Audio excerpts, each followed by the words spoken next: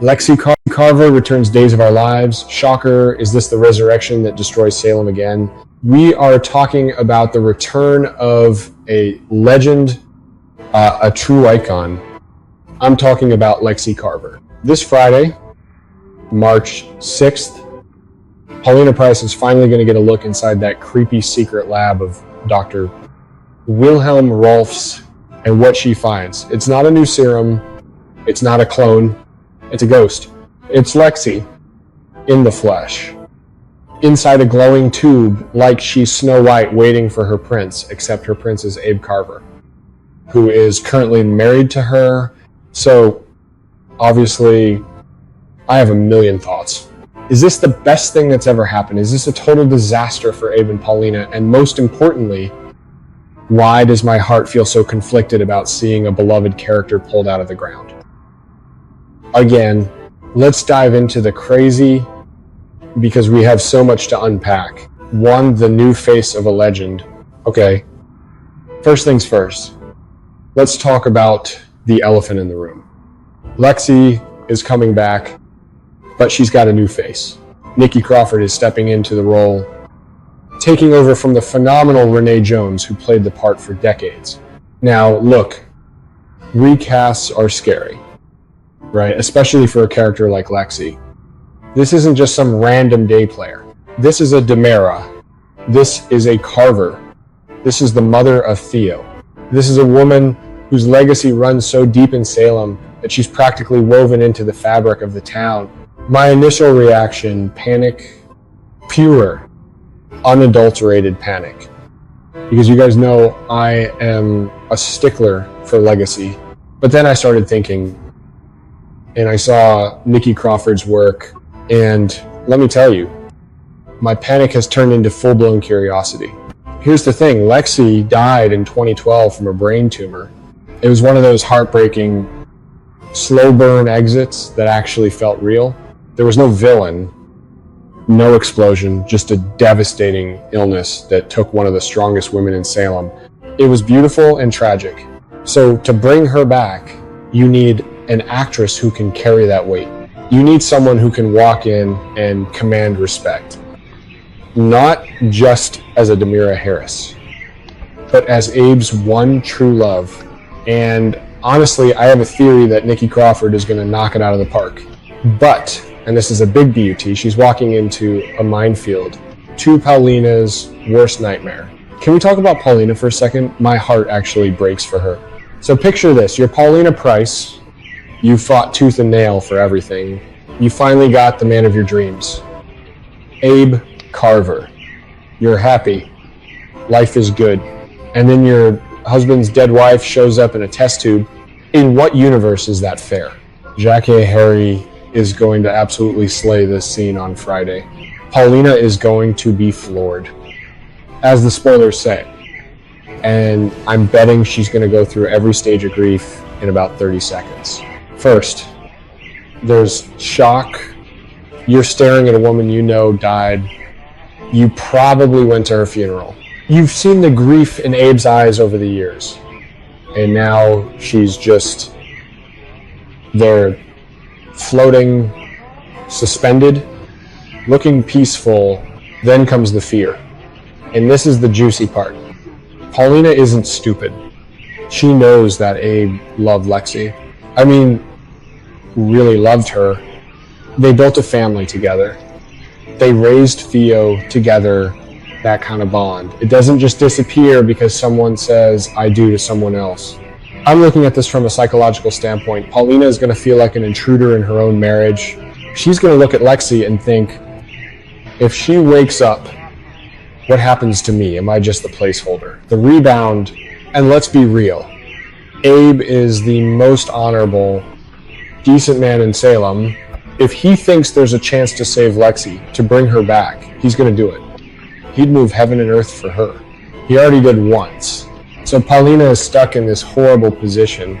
Does she tell Abe immediately? Does she try to protect her marriage by keeping this secret? Or does she do the right thing, knowing it could shatter her entire world?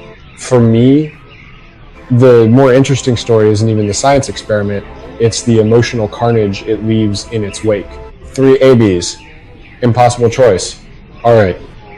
Let's put ourselves in Abe Carver's shoes for a second. And I warn you, this is a dark place. Abe has spent the last 12 years mourning Lexie. He's grieved. He's healed as much as you can. And he's found love again with Paulina. He's moved forward. That's what Lexie would have wanted, right? But then she's back. She's not a memory. She's not a ghost. She's a real, living, breathing woman. And suddenly, the life he's built with Paulina feels like it's standing on a fault line. Here's my personal take, and I know some of you might disagree with me. I think this is cool. I think bringing Lexie back, especially in such a passive, suspended state, is the most heartbreaking thing you could do to Abe. Why? Because he's going to be torn in two.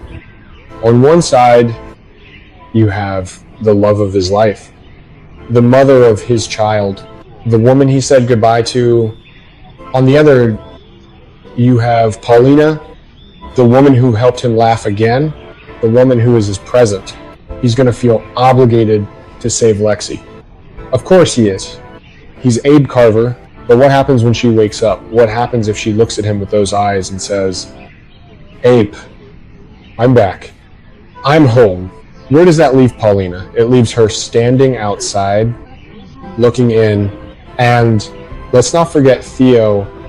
Theo has already lost his mother once. To get her back, that's a miracle.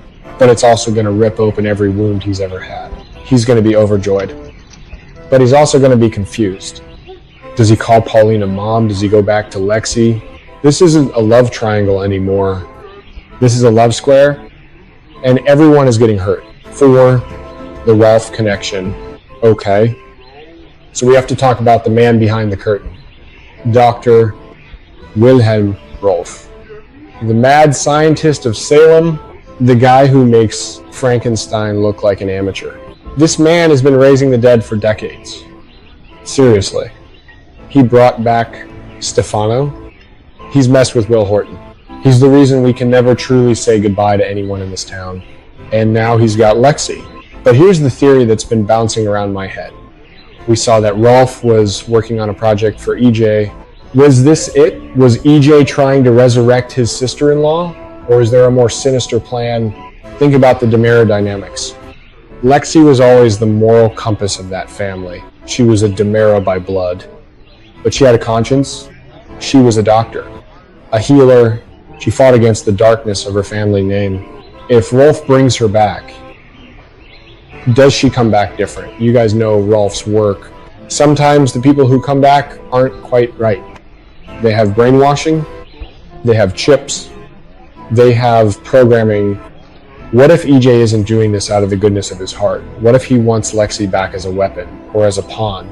And can we connect this to history? Because this isn't the first time a dead spouse has come back to complicate things.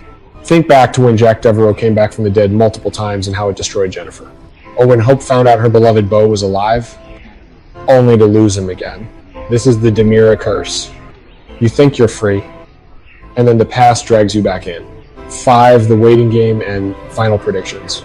So, Lexie is in the tube. She's not awake yet. Paulina knows. EA knows. Rolf knows. But Abe has no idea his world is about to implode. And that, my friends, is the cruelest part of this cliffhanger. Paulina has to sit with this. She has to go home tonight, look her husband in the eye, and pretend everything is fine while knowing that his soulmate is sleeping in a basement somewhere. Can she do it? More importantly, should she do it? If I were Paulina, I'd be terrified.